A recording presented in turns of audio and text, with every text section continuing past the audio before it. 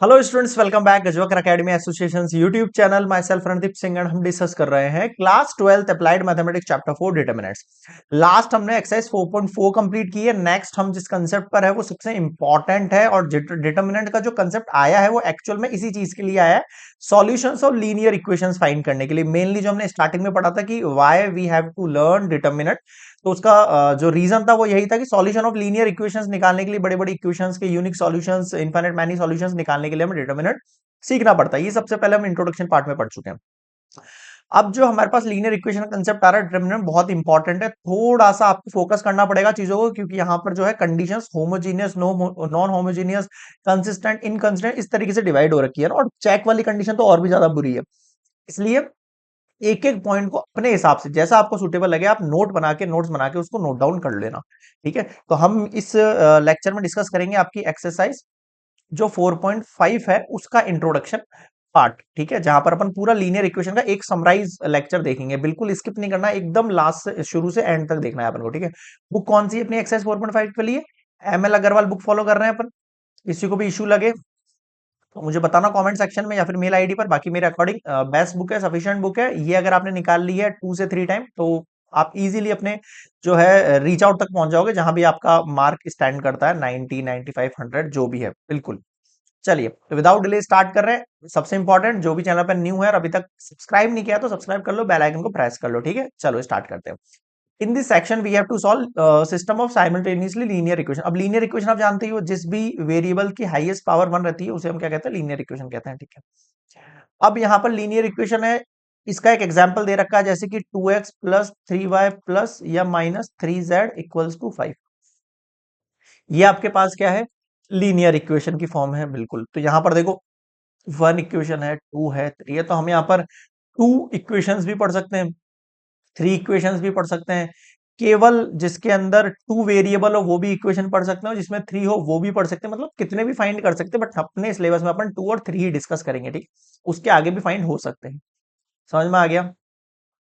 अब ये जो लीनियर इक्वेशन है इसको अपन ने 2 पार्ट में डिवाइड कर रखा है। क्या कर रखा है? 2 पार्ट में डिवाइड कर रखा है। कैसे? अब मान लो ये जो लीनियर इक्वेशन है इसकी ये जो कांस्टेंट, ये सबसे लास्ट में जो लिखे हुए हैं उन्हें हम क्या कहते हैं भैया? कांस्टेंट कहते हैं सर अपन इसको, है ना। जिस भी इक्वेशन में लास्ट में, जैसे कि यहां मान लो आपके पास ये 0 हो गया, मान लेते हैं ऐसा, कांस्टेंट जो वैल्यू वो मान लो 0 हो गई। अगर आपके पास D1 की वैल्यू, D2 की वैल्यू और D3 की वैल्यू, तीनों की वैल्यू 0 है किसी इक्वेशन के ना, कोई लीनियर इक्वेशन 3 मैंने चूज कर रखी है, तीनों में कांस्टेंट की वैल्यू 0 दे रखी है, तो उस कंडीशन के अंदर उन जो सॉल्यूशन हम फाइंड करेंगे उसे हम क्या कहेंगे? होमोजीनियस कहेंगे। क्या कहेंगे? होमोजीनियस कहेंगे। उन इक्वेशंस को आप ऐसे समझ लो, 2 पार्ट में डिवाइड है। और जहां पर आपके पास D1 भी कुछ है, D2 भी कुछ है और D3 भी कुछ है, वो कौन सी होंगी आपके पास? Non homogeneous. बताओ समझ में आया क्या? क्लियर है ये वाली चीज? क्या कहना चाह रहा हूं मैं आपसे? होमोजीनियस और नॉन होमोजीनियस में समझ में आया? एक एक डिवाइडेशन पढ़ेंगे एक एक करके। पहले होमोजीनियस समझो और नॉन होमोजीनियस समझो। ठीक है, जैसे कि सेट ऑफ वैल्यूज ऑफ, ये आपके पास देखो एग्जांपल दे रखा है, जहां पर D1, D3, D2 आपके पास इक्वल्स में 0 है तो उसे हम क्या कहते हैं? नॉन होमोजीनियस कहते हैं। ठीक है, और जिसके अंदर ये वैल्यूज कुछ ना कुछ होती है उसे हम नॉन होमोजीनियस कहते हैं, और इसमें 0 होती है उसे हम कहते हैं होमोजीनियस। समझ में आ गया भाई? जिसमें ये तीनों वैल्यू आपके पास 0 होंगी उसे हम होमोजीनियस कहेंगे, अभी बताया पीछे। और जिसमें कुछ वैल्यूज होंगी इनकी उन्हें हम कहेंगे नॉन होमोजीनियस। ठीक है, अब हम जो इस चैप्टर के अंदर इस एक्सरसाइज में पढ़ेंगे वो चीज क्या है? Solution of system. अभी सॉल्यूशन क्या होता है? अपने क्लास 10th में 11th में पढ़ा है, सॉल्यूशन निकालो। सॉल्यूशन का मतलब, जैसे ये इक्वेशन है 2x plus 5y equals to 3, इसका सॉल्यूशन निकालो। इसका मतलब x और y की आप वैल्यू निकालो, और x और y की एक्चुअल में ऐसी वैल्यू निकालनी है जो यहां पर और यहां पर पुट होने पर इक्वेशन सेटिस्फाई हो जाए। ये पढ़ा है अपन ने अभी तक क्लास 10th के अकॉर्डिंग, 11th के अकॉर्डिंग, है ना।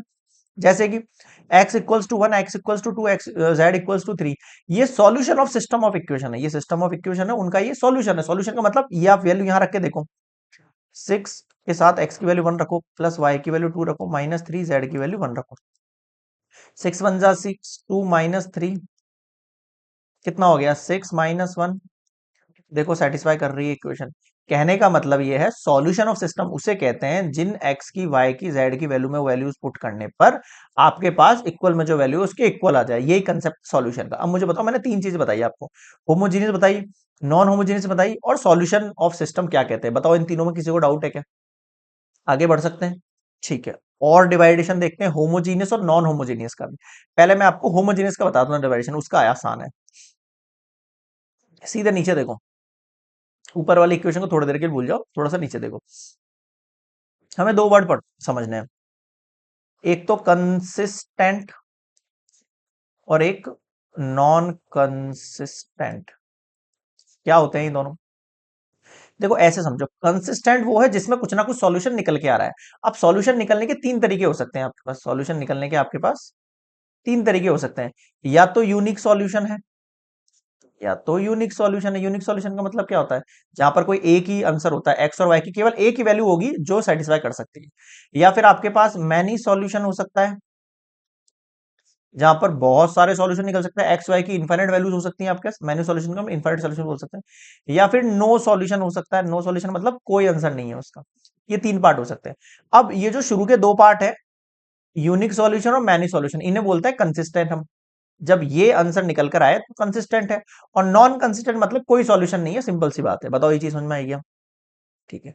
अब होमोजीनियस जो सिस्टम ऑफ लीनियर इक्वेशन होगा वो टू पार्ट में निकल कर आएगा। यहां पर नो सॉल्यूशन वाली कोई कंडीशन नहीं होगी। ध्यान रखना, होमोजीनियस वाली कंडीशन कौन सी है? When d1 equals to d2 equals to d3 equals to 0 वाली जो कंडीशन हो। अगर यूनिक सॉल्यूशन निकल के आता है तो उसे हम ट्राइबल सॉल्यूशन भी कह सकते हैं। ट्राइबल मतलब कि तीनों के लिए एक। And the system is consistent, उस सिस्टम को क्या कहेंगे? कंसिस्टेंट कहेंगे। समझ में आया? अगर उसमें इनफाइनाइट नंबर ऑफ सॉल्यूशन है, यानी मैनी सॉल्यूशन वाली कंडीशन है, वो कब होगी वो अपन आगे देखेंगे अभी, है ना? वो कब होगी हम आगे देखेंगे, अभी आप ये समझो। अगर मैनी सॉल्यूशन वाली कंडीशन है मेरे पास, क्या है? मैनी सॉल्यूशन वाली कंडीशन है मेरे पास, तो उसे भी हम क्या कहेंगे? कंसिस्टेंट कहेंगे। बताओ होमोजीनियस समझ में आ गया क्या? होमोजीनियस समझ में आ गया क्या? ठीक है। अब आते हैं नॉन होमोजीनियस में। नॉन होमोजीनियस में तीन कंडीशन है आपके पास। उसमें नॉन होमोजीनियस कौन सी है? जहां पर डी1 की वैल्यू भी कुछ हो सकती है, डी2 की वैल्यू भी कुछ हो सकती है, डी3 की वैल्यू भी कुछ हो सकती है। यहां पर एक तो यूनिक सॉल्यूशन हो सकता है, एक इनफाइनाइट मैनी सॉल्यूशन हो सकता है, नो सॉल्यूशन। नो सॉल्यूशन सबसे आसान है, नो सॉल्यूशन मतलब इनकंसिस्टेंट, बात खत्म यहां पर। ठीक है। अब यूनिक सॉल्यूशन बचा। यूनिक सॉल्यूशन मैंने बताया कंसिस्टेंट तो होगा ही। कंसिस्टेंट तो ये भी होगा और ये भी होगा, बट एक डिपेंडेंट और इंडिपेंडेंट वाली कंडीशन है आपके पास। यूनिक सॉल्यूशन में कंसिस्टेंट होता है, साथ में इंडिपेंडेंट होता है, यानी फ्री होता है वो। ठीक है। और इनफाइनाइट मैनी सॉल्यूशन के अंदर कंसिस्टेंट तो होता है बट डिपेंडेंट होता है इस कंडीशन के अंदर। ये आपको याद रखनी पड़ेंगी चीजें। ठीक है। क्वेश्चंस में किस तरह अप्लाई होंगी वो मैं आपको बता दूंगा आगे। बताओ ये वाली चीज समझ में आई क्या? इसमें कोई डाउट है? आगे बढ़ सकते हैं। ठीक है, मतलब अभी तक मैंने आपको क्या क्या चीज समझा दी है, देखो। अब देखो ऊपर जो लाइन लिखी हुई है उसका मतलब बताता हूँ। ऊपर ही लाइन लिखी हुई थी, जिसके अंदर वन या फिर वन से मोर सॉल्यूशंस होते हैं उन्हें कंसिस्टेंट कहते हैं, अदरवाइज उन्हें इनकंसिस्टेंट कहते हैं। क्लियर है यहां तक सभी को? आगे बढ़ सकता हूँ। ठीक है। अब देखो, अपन ने जो अभी तक पढ़ा, हमने ये पढ़ा कि सॉल्यूशन जो होंगे लीनियर इक्वेशन के टू पार्ट में होंगे, हैं? एक तो होता है आपके पास होमोजीनियस, एक होता है आपके पास नॉन होमोजीनियस।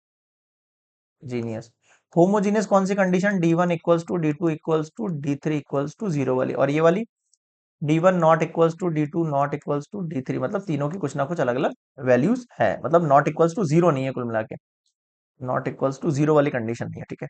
होमोजीनियस में दो पार्ट बनते हैं, एक तो आपके पास यूनिक सॉल्यूशन बनता है और एक आपके पास मैनी सॉल्यूशन बनता है। यूनिक सॉल्यूशन को आप क्या कहते हो? कंसिस्टेंट कहते हो। और मैनी सॉल्यूशन को भी आप क्या कहते हो? कंसिस्टेंट कहते हो। ऐसे कहते हो ना? बिल्कुल। नॉन होमोजेनियस में तीन पार्ट है, एक तो है यूनिक सॉल्यूशन, एक है आपके पास इनफाइनाइट मैनी सॉल्यूशन, एक है आपके पास नो सॉल्यूशन। अब नो सॉल्यूशन तो मतलब इनकंसिस्टेंट हो गया, बात ही खत्म हो गई यहां पर, तो इसको एंड कर दो। यूनिक सॉल्यूशन पे आ जाओ। यूनिक सॉल्यूशन मतलब कंसिस्टेंट। इनफाइनाइट मैनी सॉल्यूशन, ये भी कंसिस्टेंट। यूनिक सॉल्यूशन वाली कंडीशन जो है उसे क्या कहते हैं हम? इंडिपेंडेंट कहते हैं। क्या कहते हैं इसको? इंडिपेंडेंट कहते हैं। और इनफाइनाइट मैनी सॉल्यूशन वाली जो कंडीशन है उसे हम क्या कहते हैं? डिपेंडेंट कहते हैं। बताओ ये चीज समझ में आई क्या? यही चीज समझाई थी मैंने आपको पीछे। यूनिक सॉल्यूशन के अंदर कंसिस्टेंट और इंडिपेंडेंट, इनफाइनाइट के अंदर कंसिस्टेंट और डिपेंडेंट। बताओ समझ में आया क्या? ये चीज अपन ने अभी तक सीखी है, जो आपको याद रखनी है दिमाग में एकदम अच्छे से। क्लियर है यहां तक? आगे बढ़ू और देखो। अब हम सॉल्यूशन निकालना सीखते हैं कि सॉल्यूशन हमें एक्चुअल में निकालने कैसे, फाइंड कैसे। देखो अगर मैं चाहूं तो आपको डायरेक्टली एक क्वेश्चन का ट्रिक बताऊं कि आपको ये चीज अप्लाई करनी है और आपको आ जाएगा, बट थोड़ा सा आप अगर फॉर्म से समझोगे ना चीजों को तो थोड़ा आपको याद रहेगा, बस ये है। बाकी हम डायरेक्टली सीख लेंगे तो कोई ऐसा इश्यू वाली चीज नहीं है। सबसे पहले हम सीख रहे हैं non homogeneous system of two linear equation सीखेंगे, और फिर non homogeneous system of three linear equation. समझ में आ रहा है? पहले टू लीनियर इक्वेशन देख लो, ठीक है, फिर थ्री वाली देख लेना। दोनों नॉन होमोजेनियस, नॉन होमोजेनियस मतलब इनकी वैल्यू जीरो के इक्वल नहीं है, नॉट इक्वल्स टू जीरो है, ये वाली कंडीशन आपके पास है ना। ठीक है, क्या हुआ, अब देखो यहां पर हम इसको एक फॉर्म में चेंज करेंगे। कैसे फॉर्म में चेंज करेंगे, देखो सबसे पहले हम डी बनाएंगे। डी क्या होता है, determinant of coefficient of x और वाई। अगर मैं इस इक्वेशन को अपना वैल्यू मान के चलूं, इक्वेशन मान के चलूं, तो आपके पास ये ए वन होगा, ये बी वन होगा, ये ए टू होगा, और ये बी टू होगा। कुछ भी नहीं किया, एज इट इज इनको उठा के मैंने यहाँ पर डी में पुट कर दिया। बताओ डी निकालना आ गया क्या? अगला देखो, अगला है मैं डी वन। अब डी वन में क्या होता है, डी वन वो वैल्यू होगी जहां पर आप फर्स्ट वैल्यू को रिप्लेस कर दोगे आपके कांस्टेंट वैल्यू से, यानी C1 C2 से, और ये वैल्यू एज इट इज रखोगे।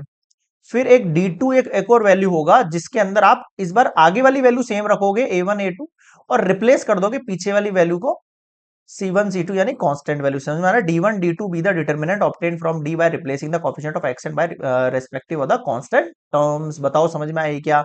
D1 D2 किसको निकालना नहीं आया वो बताओ मुझे, केवल किसको निकालना नहीं आया ये चीज। सबको आगे समझ में? आगे बढ़ सकते हैं यहाँ पर? बिल्कुल बढ़ सकते हैं सर, बिल्कुल बढ़ सकते हैं। चलो, क्लियर है? ठीक है, अब क्या करना है आपको, अब आपको यहाँ पर बोथ साइड x से मल्टीप्लाई करना है डी वाली कंडीशन में, डिटर्मिनेंट में ना। देखो ये d हो गया, ये d1 हो गया, और ये d2 हो गया। बताओ यहां तक समझ में आया क्या? ठीक है, अब मैंने केवल इस d के अंदर x से मल्टीप्लाई कर लिया दोनों तरफ, तो ये xd हो गया और ये x डिटर्मिनेंट हो गया। ठीक है, अब इस x डिटर्मिनेंट को मैं केवल किसी एक रो से मल्टीप्लाई कर सकता हूं। अब आप पूछोगे सर ऐसा क्यों, केवल एक से ही क्यों मल्टीप्लाई कर रहे हो? याद रखो, हम जब डिटर्मिनेंट सॉल्व करते थे तो किसी एक रो में से एक कॉमन वैल्यू निकाल के बाहर रख देते थे, ऐसा ही करते थे। जैसे यहाँ 2a और 2c दे रखा है, मान लो 2c दे रखा है ना, तो इस रो में से, या सॉरी इस कॉलम में से क्या चीज है जो कॉमन है? सर 2 कॉमन है, तो केवल एक 2 बाहर लिखते थे, अंदर से इसको हटा देते थे, ऐसे ही करते थे। तो मैं ये मान सकता हूं अगर कोई वैल्यू बाहर लिखी हुई है तो या तो वो किसी एक रो के अंदर जा सकती है या फिर किसी कॉलम में जा सकती है। हाँ हो सकता है वो कॉलम के अंदर से भी, कॉलम रो में से भी कॉमन ली गई हो सकता है ऐसा, कॉलम में से भी। हम मान के चल रहे हैं फर्स्ट वाली रो में से, फर्स्ट वाली कॉलम में से कॉमन थी और मैंने इसको वापस अंदर सेट कर दिया। बताओ समझ में आई कि ये चीज? हाँ सर ये चीज समझ में आ गई। यहां तक स्टेप में किसी को दिक्कत नहीं है? नहीं है। तो मुझे क्या करना है, कॉलम वन के साथ प्लस करना है, कॉलम वन के साथ प्लस करना है y ऑफ कॉलम टू। क्या लिख रहा हूं मैं, कॉलम वन के साथ प्लस करना है y ऑफ कॉलम टू। अगर मैं इसको y से मल्टीप्लाई करता हूं तो y b1 इसके साथ ऐड कर दो। बताओ ये चीज समझ में आई क्या? हाँ सर ये तो आ गई, ये तो थोड़ी सिमिलरिटी लग रही है हमें, लग रही नहीं लग रही सिमिलरिटी? अब सुनो, a1x प्लस b1y, पीछे आओ। a1x प्लस b1y क्या होता है? c1 होता है, तो यहाँ c1 लिख दो, यहाँ c2 लिख दो। अब ये वाला जो डिटरमिनेंट है देखो किससे कॉपी हो रहा है इन दोनों में से? सर ये तो इससे कॉपी हो रहा है, तो इसकी जगह D1 आ जाएगा। बिल्कुल आ जाएगा सर, इसकी जगह क्या हो जाएगा? D1 आ जाएगा। मुझे बताओ यहाँ तक समझ में आएगा सबको? क्लियर है क्या यहाँ तक सभी स्टूडेंट को? कोई डाउट वाली सिचुएशन नहीं है? नहीं है। अब आपके पास सिचुएशन हो गई ऐसी, यानी कि अगर मुझे केवल x, ये x पता है क्या आपका सॉल्यूशन, सॉल्यूशन जो है ना वो x है। x क्या x जो वेरिएबल था ना, x की वैल्यू फाइंड करनी है, y की वैल्यू फाइंड करनी है, सॉल्यूशन फाइंड करना है। इस x का आंसर हो जाएगा D1 अपॉन डी। यानी कि अगर आपको टू इक्वेशंस इस तरीके से दे रखी है, like 2x plus 5y equals to 3, 3x minus 3y equals to 9, तो इससे आप डी भी निकाल सकते हो और D1 भी निकाल सकते हो। निकाल सकते हो अभी जैसे सिखाया, डी का डिटर्मिनेंट सॉल्व करो, D1 का डिटर्मिनेंट सॉल्व करो, यहाँ D1 लिखो, यहाँ डी लिखो, काम खत्म हो गया आपका काम। x की वैल्यू निकल जाएगी अपने आप। अब क्या हो गया, आप सर y की वैल्यू कैसे निकालेंगे? कोई दिक्कत वाली बात नहीं है भाई, इस बार आपको आगे वाली वैल्यू में चेंज नहीं करना है, इस बार आपको पीछे वाली वैल्यू में चेंज करना है। कैसे? जैसे देखो, एक्स डी इक्वल्स टू, अगर मैंने एक्स से मल्टीप्लाई किया है A1 A2 B1 B2 को, मान लेना ऐसा, इस बार मैं एक्स से इसको मल्टीप्लाई करता हूं, A1 A2 को रहने दो, एक्स B1 एक्स B2, अब केवल C2 के लिए मैं C2 प्लस एक्स सॉरी एक सेकेंड एक्स बी वन, मेरे पास एक्स बी वन की वैल्यू थी क्या यहाँ पर, एक सेकेंड, एक्स बी वन की वैल्यू नहीं थी, वाई की वैल्यू थी, तो इस बार आप एक काम करो, इसको वाई से मल्टीप्लाई करो। अच्छा अपन तो इस बार वाई वेरिएबल निकाल रहे हैं ना, sorry sorry sorry, y variable find कर रहे हैं अपन, इस बार हम इसको वाई से मल्टीप्लाई करते हैं बोथ साइड, वाई डी और वाई डी को छोड़ो इधर।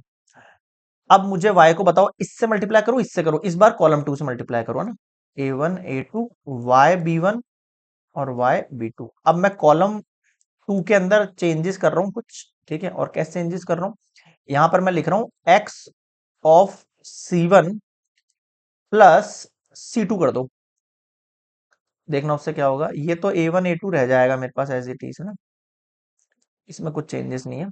यहां चेंजेस क्या आएंगे, a1x plus y b one, a2x plus y b two, ये वैल्यू किससे मिल रही है, देखो C1 C2 से, यानी कि यहां पर आपने देखो y D equals to D1 find कर लिया। अगर y की वैल्यू निकालनी है तो D1 अपॉन डी, ये तो सर बहुत आसान है, y वैल्यू निकालने के लिए D1, वो सॉरी D2 है, ये D2 माना था ना इसको, D2 अपॉन डी कर देना आप डायरेक्टली, डायरेक्टली पूरा प्रोसेस करने की जरूरत, केवल ये दो चीज आपको पता है तो आप x और y निकाल सकते हो। अब मुझे बताओ यहां तक क्या समझ में नहीं आया यार, बिल्कुल क्लियर, बिल्कुल आसान है, बिल्कुल स्किप नहीं करना है, मैं फिर बता रहा हूं आपको, एकदम लाइन से चलने दो, आराम आराम से धीरे धीरे से एकदम क्लियर हो जाएगा आपको।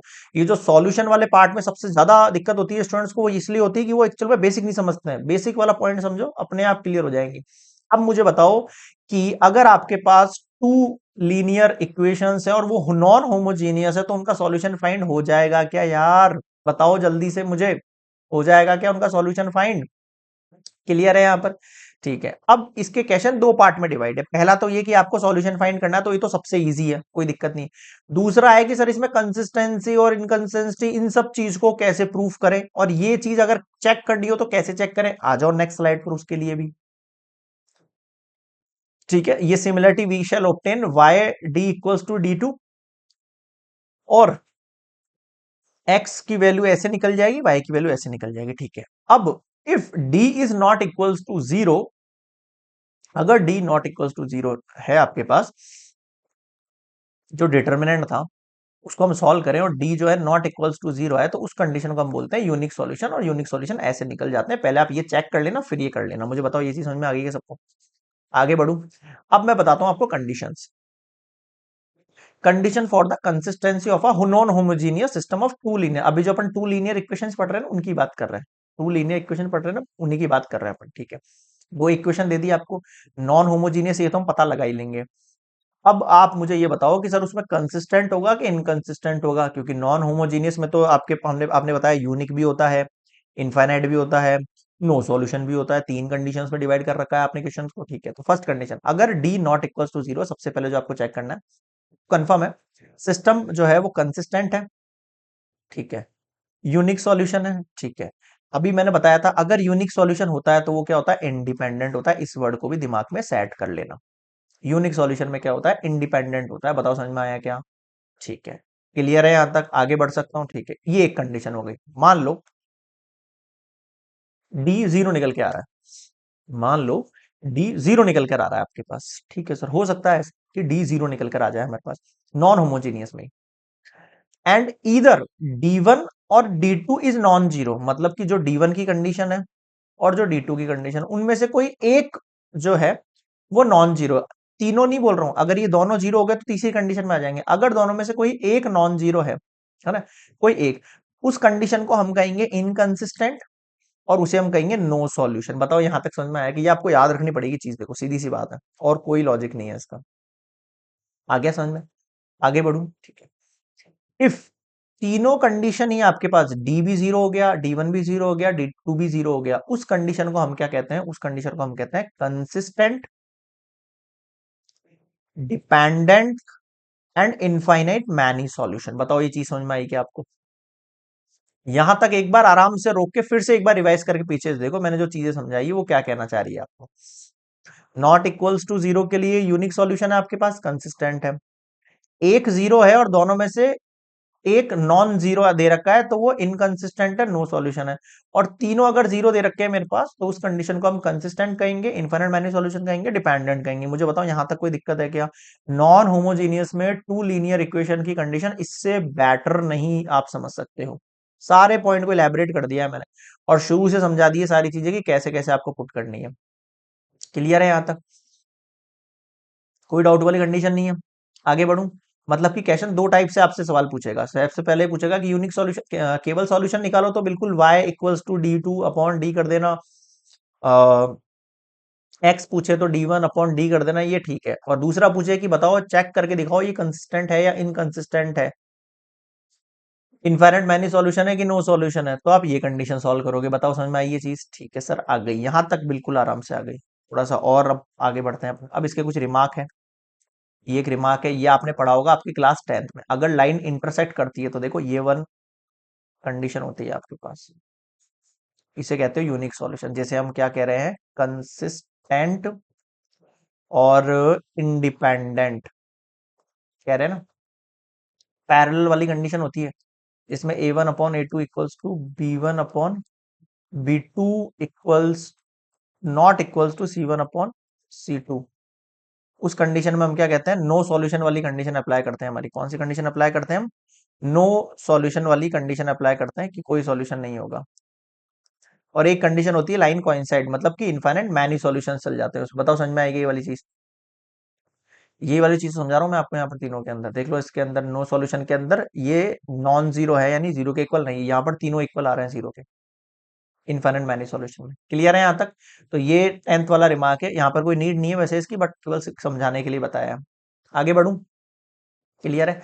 अब टू लाइंस अगर आपके पास आ जाए लीनियर इक्वेशन, तो वहां पर आप बता दोगे कि कंडीशंस की कंसिस्टेंट है कि इनकंसिस्टेंट है, सॉल्यूशन कैसे फाइंड करेंगे। बिल्कुल आ गया अच्छे से। कोई भी डाउट लग रहा है अभी कमेंट में टाइप कर दो, सर इस जगह पर प्रॉब्लम आ रही है मेरे को। ठीक है, आगे देखो। अब अपन पार्ट सॉल्व करेंगे, solution of three linear equation. बिल्कुल आसान है, कुछ नहीं है ऐसा जो आपको ना समझ में आए, बिल्कुल आसान है। सेम डिट्टो वहां से उठ के यहां पर पहुंच गए अपन। सबसे पहले निकालो डी। डी कैसे निकलेगा भाई? a1 a2 a3, b1 b2 b3, c1 c2 c3, d1। कैसे बताया था d1 के लिए? फर्स्ट वाली लाइन को एलिमिनेट कर दो इसके कांस्टेंट से। कांस्टेंट कौन है इसका? d1 d2 d3 है इस बार, क्योंकि यहाँ पे थ्री वेरिएबल ऐड हो गए। तो देखो d1 d2 d3, बाकी दोनों एज इट इज डी में, b1 b2 b3 c1 c2 c3। d2 लिखो। d2 में क्या होगा? इस बार फर्स्ट वाली रो को मत छेड़ो, सेकंड में चेंज कर दो। d1 d2 d3 c1 c2 c3 d3। इस बार फर्स्ट d2, सेकंड में चेंज मत करो, थर्ड में चेंज कर दो। d1 d2 d3। Let D be the determinant of coefficient of x, y, z, and d1, d2, d3 be the three determinant obtained by D replacing by the coefficient of x, y, and z replacing respective by the constant terms। ये लिखी हुई है यहाँ पर। अब मुझे बताओ, एक बार d1 d2 d3 फ्रंट में, फिर एक सेंटर में, फिर एक में लास्ट में। बताओ समझ में आएगा यहाँ तक? ठीक है, आ गया सर। क्या करना है? बिल्कुल सेम प्रोसेस हमने पहले किया। एक्स डी को मल्टीप्लाई किया भाई, अभी हमारे पास देखा हमने कंडीशन डी इक्वल्स टू ये था, बोथ साइड मैंने एक्स से मल्टीप्लाई किया। क्या करोगे? कुछ नहीं करना है, एक्स को एक रो से या कॉलम से मल्टीप्लाई करते हैं, बट हम इसमें रो से, सॉरी, इस फर्स्ट वाली कॉलम से करेंगे। क्यों? हमारी लीनियर इक्वेशन देखो क्या है, a1x a2x a3x, समझ रहे हो? तो x के साथ इसके साथ चला गया। अब मुझे क्या चाहिए? ये इक्वेशन मुझे डी की तरह बनानी है। क्या करूं? इस C1 ऑपरेशन के साथ C1 plus y of C2 plus Z of C3 कर लो। कर लिया क्या? इसके साथ y मल्टीप्लाई, इसके साथ z मल्टीप्लाई ऐड कर लिया। अब ये लीनियर इक्वेशन किसके इक्वल है? d1 के इक्वल। ये इक्वेशन किसके इक्वल है? d2 के इक्वल है। ये इक्वेशन किसके इक्वल है? d3 के इक्वल है। बताओ समझ में आया क्या? क्लियर है क्या यहां तक सभी को? b1 b2 b3 b1 b2 b3 c1 c2 c3 c1 c2 c3, ये इक्वेशन d1 से मैच खा रही है क्या? यानी x d equals to d1 हो गया। अगर x की वैल्यू फाइंड करनी है तो d1 अपॉन डी लिख सकता हूं क्या मैं? बताओ समझ में आया क्या? x equals to d1 upon d लिख सकता हूं क्या? बिल्कुल। अब जब y वाली कंडीशन करोगे तो y d से मल्टीप्लाई करना है इस बार, इस वाली कंडीशन को। इस बार y को मैं सेकंड वाले से करूंगा मल्टीप्लाई। और फ्रंट वाला फर्स्ट वाला एज इट इज छोड़ दूंगा। ठीक है, तो उस कंडीशन में आपके पास y D equals to D two निकल जाएगा और वाई की वैल्यू हो जाएगी डी टू अपॉन डी। बताओ समझ में आएगी ये चीज? क्लियर है सभी को? क्योंकि आपके पास अगर आप डी टू की वैल्यू देखो तो डी टू की वैल्यू मेरे पास ये है, समझ रहे हो? तो ये वाली वैल्यू लानी है इस बार, सॉरी ये वाली मेरे पास डी टू की वैल्यू, तो a one a two a three को इस बार मत छेड़ना, है ना, इस वाले को मत छेड़ना, वाई को इस बार मिड वाले से मल्टीप्लाई करेंगे हम इस वाले से, ताकि यहां पर चेंजेस हो जाए कुछ। और जब जेड को करोगे तो थर्ड वाले में चेंजेस करेंगे। बताओ समझ में आएगा यहाँ तक? क्लियर है? सेम कंडीशन जो उसमें करी थी, सेम कंडीशन वहां। एक्स का फॉर्मूला होगा इसमें d one upon d, y का फॉर्मूला होगा d two upon d, z का फॉर्मूला होगा डी थ्री अपॉन डी, और ये तीनों वैल्यू इस तरीके से निकलेगी, मैंने अभी बता दिया आपको। यहाँ तक क्लियर है? ठीक है, ये सब नॉन होमोजेनियस के चल रहा है जिसके अंदर d one D two D three not equal to zero रहते हैं। ठीक है भाई, समझ गए सर यहाँ तक? ठीक है। अब if D is not equals to zero तो यूनिक सॉल्यूशन है और उसका आंसर ऐसे निकल के आएगा। ये जो मेथड हम पढ़ रहे हैं उसे हम क्या कहते हैं? क्रैमर्स रूल कहते हैं। अगर आपके आ जाए कि क्रैमर्स रूल का यूज करो, यही क्रैमर रूल है आपके पास। अब वो method to find a unique solution system in one and two is called Cramer's rule. Clear हुआ यहाँ तक? ठीक है, इसमें भी सेम कंडीशन बनेगी आपके पास होमोजेनियस में, मैंने बताई जो आपको। क्या कंडीशन? अगर D not equals to zero है तो यूनिक सॉल्यूशन कहोगे आप उसको, कंसिस्टेंट कहोगे आप उसको, और इंडिपेंडेंट कहोगे आप उसको। अगर d इक्वल्स टू जीरो है but any one, D one D two D three non zero है आपके पास, है ना, नॉन जीरो है, तो उस कंडीशन को क्या कहोगे आप? नो सॉल्यूशन कहोगे और इनकंसिस्टेंट कहोगे। और थर्ड कंडीशन देखो, अगर आपके पास d इक्वल्स टू जीरो है, डी वन इक्वल्स टू भी जीरो है, डी टू इक्वल्स टू भी जीरो है, डी थ्री इक्वल्स टू भी जीरो, तो उस कंडीशन को क्या कहोगे आप? Infinite solution. ठीक है, और डिपेंडेंट और कंसिस्टेंट, सेम प्रोसेस है कंसिस्टेंट वाली चीज बताने का। क्लियर है यहाँ पर सभी को? आगे बढ़ सकता हूँ? ठीक है।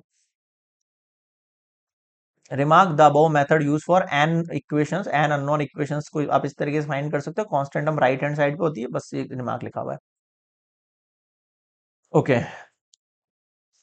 इसकी कंडीशन वैसे मैंने बता दी आपको, फिर से यहाँ पर आ रखी देख लो एक बार, कोई इशू नहीं है। D is not equal to zero तो कंडीशन कंसिस्टेंट है, इंडिपेंडेंट है और यूनिक सॉल्यूशन है, ऐसे आंसर निकलेगा।